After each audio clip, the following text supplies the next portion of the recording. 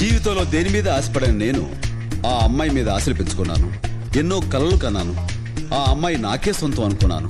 కానీ ఒకరోజు ఏం జరిగిందో ఏమో తెలియదు, ఆ అమ్మాయికి పెళ్ళైపోయింది.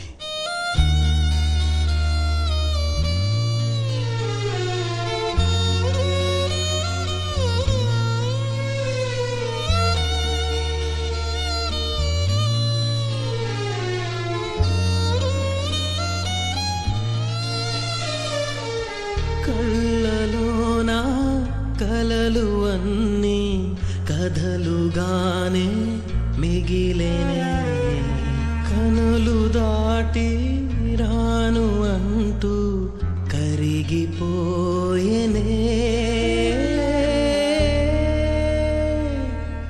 మరి తర్వాత ఏమైంది? తర్వాత ఏమవుతుంది? ఆ మరుసటి రోజు మా ఏరియాలోకి ఐశ్వర్య వచ్చింది.